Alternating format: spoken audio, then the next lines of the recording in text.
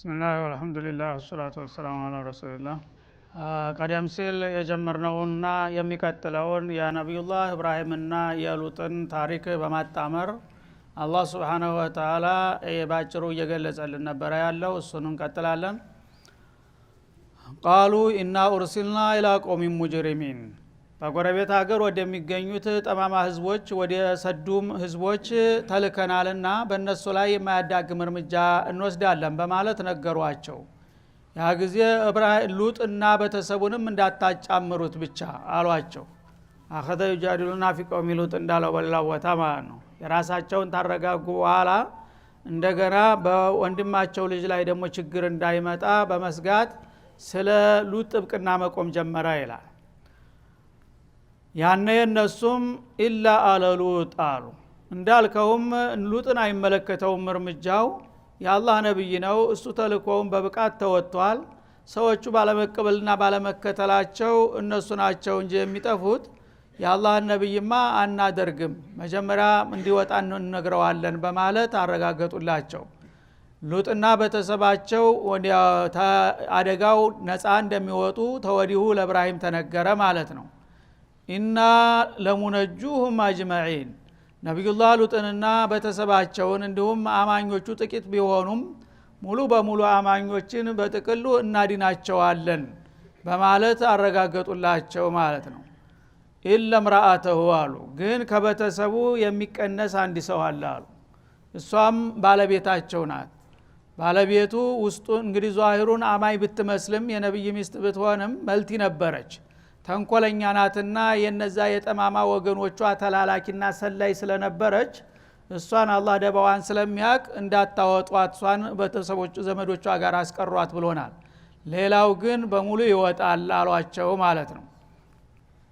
وضرب الله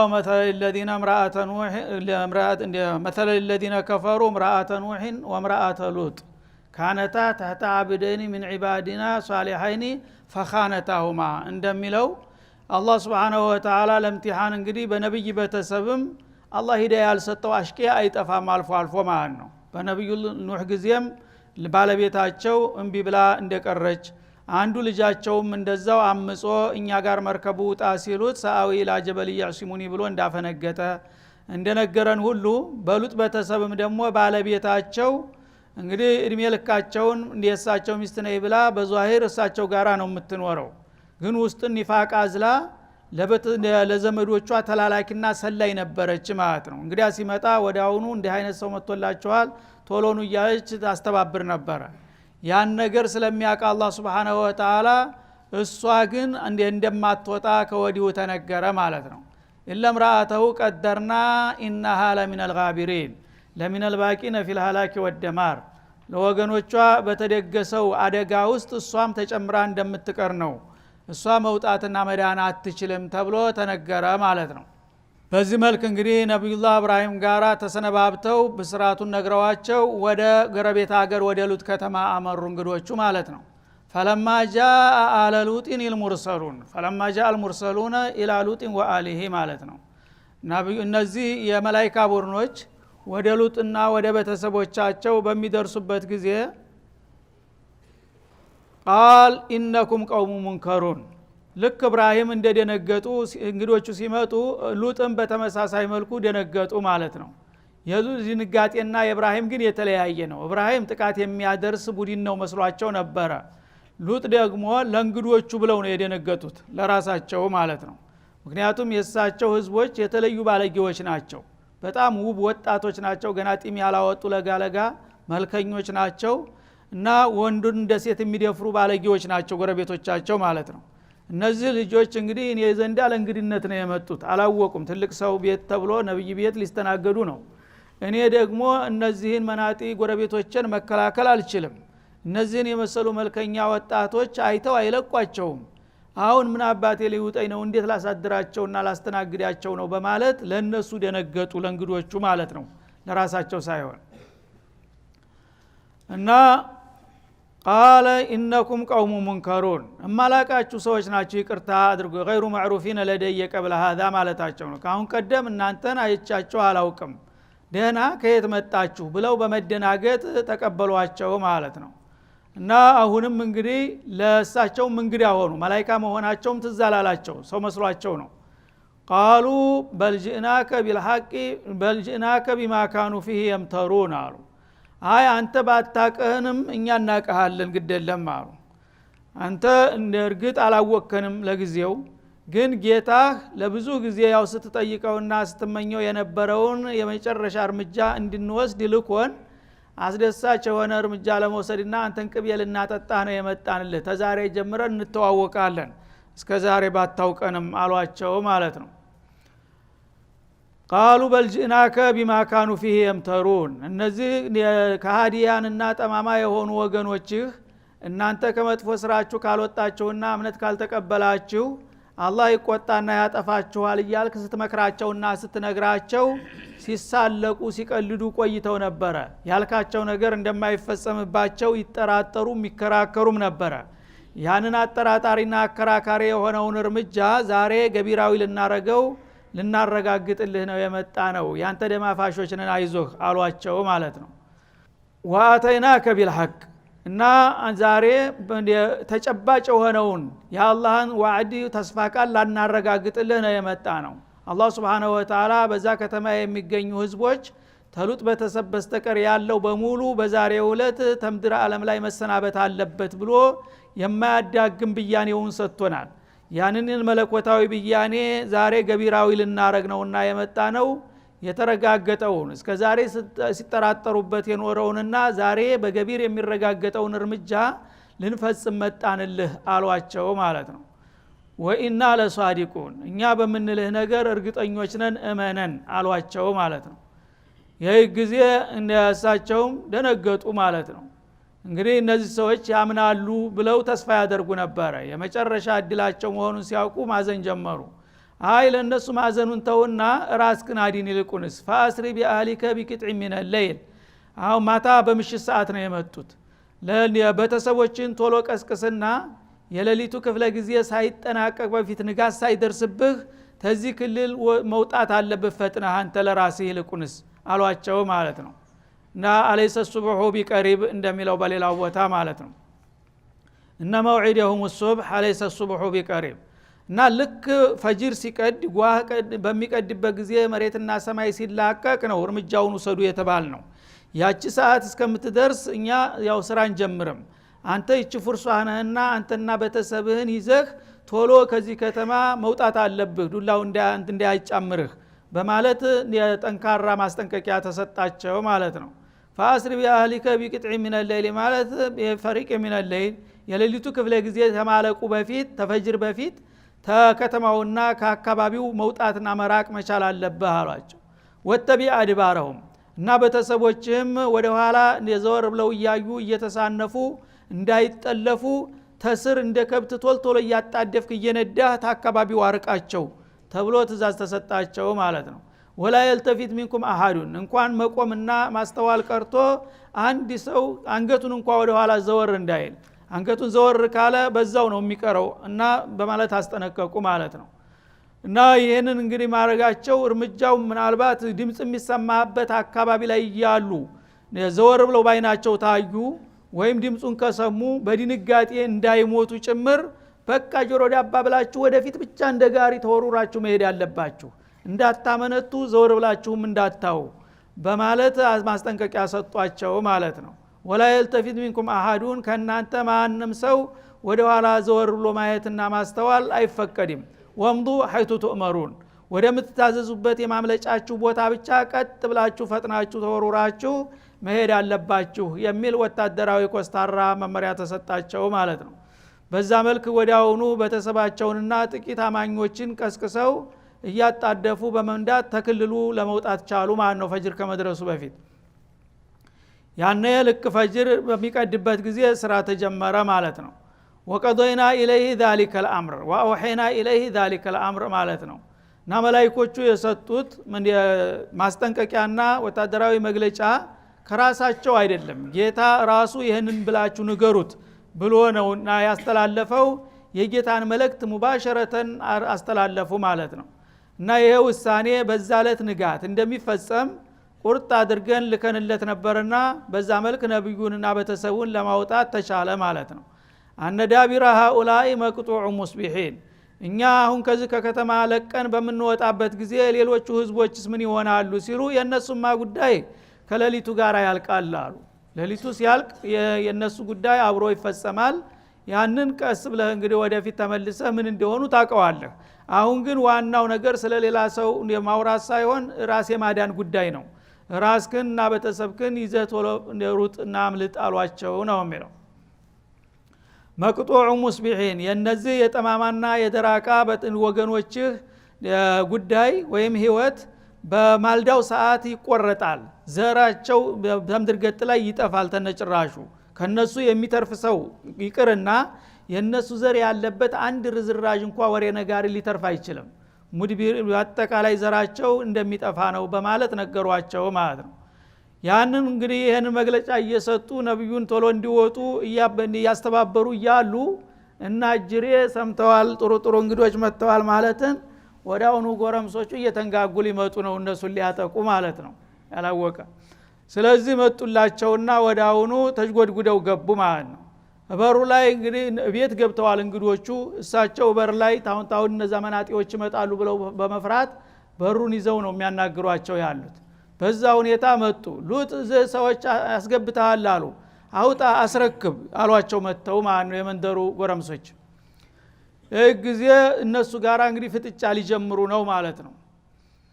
ወጃ አህሉል መዲነቲ ሰዱም የሰዱም ከተማ ጎረምሶች መጡ ማለት ነው። ምን ሊያረጉ የስተብሽሩን በመጡት እንግዳ ደስታ እየተሰማቸው እየተብነከነኩ ዛሬ ቀናን እያሉ እነዛን ወጣቶች ለመድፈር መጡላቸው ማለት ነው። ቃል ኢነ ሃኡላኢ ضይፊ ፈላ ተፍضሑን አሉ። እነዚህ እንግዶች ናቸው የትልቅ ሰው ቤት ብለው ሽማግሌ ቤት ነው መግባታቸው። ስለዚህ እባካቸው አታዋርዱኝ በማለት መለመን ጀመሩ። ያው መቼም ባይሰሙም እንደ ተስፋ ባለመቁረጥ ምናልባት ይራሩልኛል መስሏቸው እነዚህ እኮ የኔ የክብር እንግዶች ናቸው፣ እኔ ቤት ገብተው እንዴት አድርጋችሁ እናንተ በመጥፎ ትፈልጓቸዋላችሁ፣ ረባካችሁ አታዋርዱን የዛሬን እያሉ መለማመጥ ጀመሩ ማለት ነው። ወተቁላህ አላህን ፍሩ፣ ወላ ትኽዙን በእንግዶች ፊት አታዋርዱኝ አታሳፍሩኝ እያሉ መለማመጥ ጀመሩ ማለት ነው። ያኔ ናጅሬ የሚበገሩ አይደሉምና ምናሉ ቃሉ አወለም ነንሃካ አኒል ዓለሚን እና አንተ አሁን ተቀባይነት የሌለው አቤቱታ አትድርድር። ታውን ቀደም አወለም ነንሃካ አን ኢስቲዳፈቲ አሐድ ሚነል ዓለሚን በተማንኛውም ሀገር የመጣን ሰው እንዳትቀበልና እንዳታስተናግድ አስገብተህ ብትገኝ እኛ አንምርህም ብለን ነግረንሃል ማስጠንቀቂያ። ስለዚህ የተሰጠውን ማስጠንቀቂያ ጥሰህ ነውና ያስገባሃቸው ህገ ወጥ ነህ አንተ፣ ያንተን የመለማመጥ አንቀበልም ብቻ ቶሎ አውጣና አስረክብ ተብሎ ተያዙ ማለት ነው። እና አኒል ዓለሚን እንግዲህ ማንም ሰው ከየትም ሀገር ይምጣ በእኛ ክልል ያለፈ ሰው ያው የኛ ቁርስ መሆን አለበት ብለው ወስነዋል ማለት ነው። ያንን የሚያደናቅፍ ከሰው ካለ ማንም ይሁን ማን ህገ ወጥ ነው፣ አገርን ወገንን የሚጎዳ ስለሆነ አንተ ራስህ ህገ ወጥ ነህና ማስጠንቀቂያውን ህገ መንግስቱን ጥሰህ ነውና ያስተናገርካቸው በቃ አንተም ፍርድህን ይሰጣል እንኳን እነሱ ተባሉ ማለት ነው። ያ ጊዜ ቃል ሃኡላኢ በናቲ እንኩንቱም ፋዒሊን አሉ። የጨነቀው ሰው የሚያውቁትን ነገር መልሰው ይነግሯቸዋል ማለት ነው። እነዚህ ሴት ልጆች እኮ በከተማው በብዛት በስፋት ይገኛሉ እና አንድ ወንድ ስሜቱን የሚያበርደው በሴት ነው። ይህ ስሜታችሁ ከሆነ እንደዚህ የሚያቅነዘንዛችሁ በከተማው ያሉ ብዙ ቆንጆ ሴቶች አሉና በእነሱ ብትጠቀሙ ምን አለበት ወንዶችን ትታችሁ ይሏቸዋል። ሰዱማውያን ናቸውና ማለት ነው። እና እንግዲህ በናቲ ማለታቸው ማንኛውም ነብይ ለኡመቱ ሴቶችም ሆነ ወንዶች እንዳባት ነው። ወአዝዋጁ ኡማቱሁም እንዳለው ለኛ ነብይ ማለት ነው። ስለዚህ በናቲ የሚሉት የራሳቸውን ሴት ልጆች ሳይሆን የከተማው የህዝቡ ልጆችን ነው ማለት ነው። የህዝብ ልጆች ሴት ልጆች ተአጥለዋል በሙሉ የስነ ምግባራቸው ተበላሽቶ ወንዶቹ ሴት አስጠልቷቸዋል ጭራሽ። እና ሴት መገናኘት እንደ ብልግና የሚቆጠርበት ደረጃ ላይ ደርሷል። ወንድ ለወንድ ብቻ ነበር የሚዳሩት ማለት ነው። በአሁኑ ጊዜ ምዕራባዊ ዓለም እንደሚያደርገው በህገ መንግስት ደረጃ ፍቃድ እየተሰጠ ወንድና ወንድ ሴትና ሴት ባልና ሚስት እየተደረገ ነው በአሁኑ ጊዜ። ምናልባት ያን እድል እንደሚሰጣቸው ነው የሚገመተው ትንሽ ቆይቶ። ስለዚህ እሳቸው ምን አለ አላህ መጀመሪያ ሰውን ወንድና ሴት አድርጎ የፈጠረው እኮ ሁለቱ ተቃራኒ ጾታዎች ሁላቸውም ጉዳያቸውን እንዲወጡ ነው። ስለዚህ ሴት ልጆች የህዝብ ልጆች ዝም ብለው ስራ ፈተው ነው ያሉት። የነሱን ሐቅ ነፍጋችሁ እንደገና የማይገባቸውን የምትደፍሩት ለምንድን ነው? ወደ ሴቶቹ ለምን አትመለሱም? በማለት ጠየቋቸው ማለት ነው። ይሄ አንደኛው ነው። ሌላኛው ቀደም ሲል በጣም መልካም ልጆች የራሳቸው ልጆች ነበሯቸውና ለጋብቻ ተጠይቀው እናንተ አቻው አይደላችሁም ካልሰለማችሁ በኩፍር ላይ ያላችሁ አልሰጣችሁም ብለው ነበር። አሁን ግን ሲጨንቃቸው ያው የጨነቀው ሰው መጥፎ ነውና እነዚህን ወንዶች ቤት የምትደፍሩ ምንም አቻ ባትሆኑ ልዳርላችሁ እነዛን ሴት ልጆች ለማለትም ተፈስሯል ማለት ነው። እና በፊተኛው አባባል በአጠቃላይ የኡመቱ ሴቶች አሉላችሁ ማለት ሲሆን በሁለተኛው ደግሞ እሳቸው ለጋብቻ የከለከሏቸውን የራሳቸውን ልጆች አሁን ለመፍቀድ ፍቃደኛ ሆናለሁ ማለታቸው ነው ማለት ነው። በህን ያሉ ቢለምኗቸውም የሚሰማ ጆሮ አልተገኘም ፈርዶባቸዋልና ማለት ነው። እና የድርቅናቸውን ብዛት አላህ Subhanahu Wa Ta'ala ሲገልጥና ሲያደንቅ ምን ይላል? ለአምሩከ ኢነሁም ለፊ ሰክረቲሂም ያዕመሁን አለ። እና እቅሲሙ ቢአምሪከ ያ ሙሐመድ አለ። ብታያቸው እነዛ ሰዎች ድርቅናቸው በአንተ እድሜ እምላለሁኝ አላቸው። ተሽሪፈለሁ ሰለዋቱላሂ ወሰላሙ ዐለይሂ። እና በአንተ እድሜ ልማልልህ እነዛ ሰዎች እኮ ተስብእና በጣም ርቀው የሄዱ አውሬዎች ነበሩ። እና እነሱ በስክረታቸው የተደናበሩ ነበሩ። የሰውን ምክር ማስጠንቀቂያ ይሰማሉ ተብለው የሚታበቁ አልነበሩምና እንደዚህ እንግዲህ የአላህ ነብይ እየወደቀ እየተነሳ እየለመነ እየተለማመጣቸው ጭራሽ እንኳን ስሜት የላቸውም። እና በሸዋ በህገ ወጥ እንግዲህ አካሃድ የሰከሩ የታወሩ ነበሩና በማለት ገለጸ ማለት ነው። እና ያዕመሁን ማለት አንድ አይን የሌለው ሰው መሪ ተለለው ዝም ብሎ በመንገድ ሲሄድ እንዴት ነው የሚወይ እንዴ እንደዚህ እንጨራተላ እንዴ እየተንቦጃቦጀ ነው የሚሄደው። እንደዛ እንደ ሰካራ ማካሃር ነበር የሚሄዱት ማለት ነው። እና እዚህ ላይ እንግዲህ ለነብዩ አለይሂ ሰላቱ ወሰለም እግር መንገዱን በጣልቃው ለአምሩ ከማለት ኡክሲሙ ቢአምሪከ እንደም በእድሜህ እምላለሁኝ አላቸው። ይህችን እድል ለማንም ነብይ ሰጥቶ አያውቅም አላህ Subhanahu Wa Ta'ala። በማንኛውም ነብይ በእድሜው የማለበት ጊዜ የለም። በአንተ እድሜ እምልልሃለሁኝ እነዛ ሰዎች በጣም የባሰባቸው ባለጌዎች የታወሩ የተደናበሩ ነበሩና የዛን ያህል እንግዲህ ነብዩ ቢማጸንና ቢለምናቸውም ሊሰሙና ሊቀበሉ ባለመቻላቸው ወጋቸውን ሰጠናቸው ይላል። فاخذتهم الصيحه مشركين። እና በዛ ሁኔታ ላይ እየተፋጠጡ ያሉ ሰዎቹ እንግዶቹ ግቢ ሆነው ይሰማሉ ማለት ነው። በሁለቱ መካከል የሚካሄደውን ውይይት ከዛ በኋላ አንተ እኛን እንዳይደፍሩ ብለህ ፈርተ ነው እንደዚህ የምትጨነቀው? እኛን ሊደፍሩ አይችሉም ልቀቅላቸው በሩን ይግቡ አሏቸው ማለት ነው መላእክቶቹ። የዛ ጊዜ ለቀቁላቸው። ተጅጎድጉደው ሲገቡ አንድ የክንፉን አነሳና አንዱ መላእክት ብቻ እንዲህ ሲለቀው ያሉትን ሁሉ ጎረምሶች በሙሉ አይናቸውን አንድ አወራቸው ባለበት ማለት ነው። እና ለመጀመሪያ በሲራቸው የህሊና አይናቸው ታውሮ ነበር። አሁን ደግሞ የዛሂር አይናቸው በቅጽበታዊ ወዳውን ውራን ሆኑ ማለት ነው። ከዛ ይደናበሩ ገባ ግድግዳ እየቧጠጡ እንትን እያሉ ለካ እነዚህን ሳሂሮች ሟርተኞች ከውጭ ሀገር ቀጥረህ እኛን ልታጠፋ ነው የመጣው ማለት ነው። በቃ ግደለም ነገ ጧት እኛ ዋጋ እንሰጣለን እያሉ ወደ ቤታቸው ለመመለስ እየተደናበሩ እንትን ሲሉ ነገ ጧትስ ምን እንደሚሆን እኛ እናውቃለን አሏቸው። በቃ እናንተ የመጀመሪያውን ገፋት ቀማሽ ሆናችኋል ሂዱ ተባሉ። አይናቸውን ታውረው እየተደናበሩና እየዳሁ ሽሽት ቀጠሉ ማለት ነው። ከዛ በኋላ ሉጥና ቤተሰቦቻቸውን ይዘው እሳቸውም ቶሎ ፈጥነው አካባቢ ወጡ። ልክ እንደተባለው ጎህ ሲቀድ ወዲያውኑ እርምጃው መወሰድ ተጀመረ ማለት ነው። እርምጃው ሶስት አይነት ነበረ። አንደኛ አخذቱም الصيحه ጮኸት ያዛቸው ይላል። መላእክቱ አደገኛ የሆነ ከባድ ጮኸት ጮኸ ማለት ነው። እና የመላእክታ ጮኸት አያድርስ ነው። አላህ ተፈቀደለት የባላ አቅሙ ከጮኸ አንድ መላእክታ ዓለምን በአንድ ጊዜ ዝም ማድረግ ይችላል። እና ተመጥኖ ነው ይሄን ያህል ይበቃል ተብሎ ነው የሚጮኸው ማለት ነው። ስለዚህ እነሱ አንድ አካባቢ ተከታታይ የሆኑ 5 ከተማዎች ነበሩ። ለ5 ከተማዎች አንድ ጮኸት ተፈቀደለት ጅብሪል ማለት ነው። አንድ ጮኸት በሚያስተጋባ ጊዜ ምድር ቃውጥ ሆነች በአንድ ጊዜ ማለት ነው። ሰውም እንስሳቱም ሁሉም ቤቱም ሁሉም ተንኮታኮተ በላያቸው ላይ ማለት ነው። በዛ ሁኔታ ላይ እያለ ሁለተኛው እርምጃ ደግሞ ይቀጥላል ማለት ነው። ሙሽሪኪን ልክ ፀሐይ በጨረሯን ልክ ስትፈነጥቅ አድማስ ላይ በእነሱ ላይ እርምጃው መወሰድ ተጀመረ ማለት ነው። ብዙ ጊዜ ወታደራዊ እርምጃ በማልዳ ነው የሚጀመረውና ማለት ነው። ፈጃአልና አለይሃ ሳፊለሃ በዛ በጩኸት እንግዲህ የተነሳው የምድር ነውጥ አንድ ምድሪቱን ተጥቅም ውጭ አደረገ ማለት ነው። ወዳውኑ በክንፉ ሰክስቆ እንደ ዳቦ አነሳው አምስቱን ከተማ በሙሉ በተከታታይ ያለ መዳዳ ከተማ ማለት ነው። እና ወደ ሰማይ እንደዚህ አነሳውና እንደ ቂጣ ይዞት ወጣ ወደ ላይ ማለት ነው። ወደ ሰማይ በሚወጣ ጊዜ ሰማይ አካባቢ ያሉ መላእክቶች የውሻዎችንና የአህያዎችን ጩኸት ሰሙ ይላል። ምን መጣብን ብለው መደናገጥ ጀመሩ። ልክ ሰማይ ጣራ አካባቢ ካደረሰ በኋላ እንደገና ደፋው ማለት ነው ከተማውን እንዳለ። ያ ከተማ እንዳለ ተመልሶ በነበረበት ቦታ ላይ ምድር ዘቀጠ ማለት ነው። ተላይ የነበረው ከታች ከላይ የነበረው ከላይ እና ጃአልና አሊያ ሳፊላሃ ከታች የነበረው ምድረ ከርስ የነበረው የከተማው አካል ከላይ ሆነ ማለት ነው። ከላይ የነበረው ደግሞ ህንጻው ቤቱ ከመሬት ውስጥ ገባ ማለት ነው። እና ቀባሪም ሳያስፈልግ ስነ መቃብሩን ራሱ ጨረሰ ማለት ነው። ወአምጦርና አለይሂም ሒጃረተ ሚን ሲጂል ሌላው ደግሞ ሶስተኛው እርምጃ መመረቂያ ማለት ነው።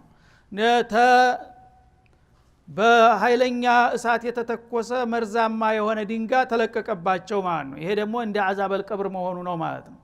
መጀመሪያ ከተማው ያው በጩኸት ተናወጠ፣ እንደገና ተነስቶ ተገለበጠ። ከተገለበጠ በኋላ ደግሞ መርዛማ የሆኑ ድንጋዮች ልክ እንደ በረዶ መውረድ ጀመረ በላው ላይ ማለት ነው። እና ይሄ የበረዶ የመሰለ ጥቁር ድንጋይ ነው፣ የተቃጠለ ድንጋይ መርዛማ ነው፣ በቃ እንደ ፈንጂ ነው። ውስጥ ገብቶ ያንን መሬቱን ሁሉ ቆራርጦ ያንዳንዱ አስከሬን ባለበት ያቃጥላቸው ጀመረ ማለት ነው። በዚህ መልክ ተፈጸመ የነሱ ጉዳይ ይላል አላህ Subhanahu Wa Ta'ala። ምንድነው ወንጀላቸው? ድርብርብ ነው ማለት ነው። አንደኛ ያው እንደማንኛውም ኩፋሮች ናቸው፣ አበደተል አውሳን ሙሽሪኮች ናቸው። ከዛ ደግሞ ከስብዕና ርቀዋል ማለት ነው። ብዙ ጊዜ የሰው ልጆች ከስብዕና አይርቁም። መሪና አስተማሪ ባጡ ቁጥር ያው ከዲን ሊርቁ ይችላሉ ማለት ነው። ግን ኒዛም العالم አለ። አላህ በተፈጥሮ ወንድን ለሴት ሴትን ለወንድ ነው የፈጠረው ማለት ነው። ተንደዚህ አይነት ነገር ታይቶ ተሰምቶ አያውቅም። በእነሱ ነው የጀመረው። እና ተመሳሳይ ጾታ መዳራት በእነሱ ለመጀመሪያ ማሰበቀኩም ቢሃ ሚን አሐድ ሚን العالمين ብለዋቸዋል። በዓለም ህዝቦች ብዙ ካፊሮች ብዙ ምንም አላዋቂዎች አሉ። ግን የናንተ አይነት ብልግና ታይቶ ተሰምቶ አያውቅምና ይሄ ነገር ያጠፋቸዋል ብለው ሲመክሯቸው ነበረ ማለት ነው። ያ አይነት ድርብርብ ጥፋት ስለነበረባቸው በዛው ላይ ደግሞ ተክዲብ ረሱል እሳቸውን ያው ያስፈራሯቸው ያሸብሯቸው ነበርና መቆሚያ መቀመጫ ያሳጧቸው ስለነበር ለዛ ድርብርብ ወንጀላቸው ድርብርብ የሆነ ቅጣት ተሰጣቸው ማለት ነው። እነ ፊ ذلك لآيات للمتوسمين ይላል። በዛ በሰዱም ከተማ በተወሰደው እርምጃ በታሪክ ለሚገመግምና ትምህርት ለሚወስዱ ሰዎች ወሳኝና ግልጽ የሆነ ተአምር ነው የፈጸምነው በዛ ቦታ ይላል ማለት ነው።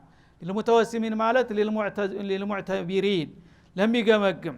እንግዲህ ብልህ ሰው በሌላ ይማራል፣ መጥፎ ሰው ግን ራሱ ለሌሎች ትምህርት ይሆናል እንደሚባለው እነሱ አለቀላቸው። ከዛ በኋላ ግን በጎረቤት ሀገር ታሪካቸውን ላዩና ለሰሙ ወደፊትም ለሚመጡ ትውልዶች መቀጣጫ አደረግናቸው ይላል አላህ Subhanahu Wa Ta'ala። ወኢነሃ ለቢሰቢል ሙቂም እና ይህቺ የነዚህ ሰዎች ከተማ ሰዱም የተባለች የርጉሞቹ ከተማ በቀጥተኛው አውራ ጎዳና ላይ ትገኛለች። እናንተም ታቋታላችሁ እኮ ምናልባት የምትጠራጠሩ ከሆናችሁ ሂዱና ውት ማለቱ ነው። እና ኺጧቡ ለቁረይሾች ነው።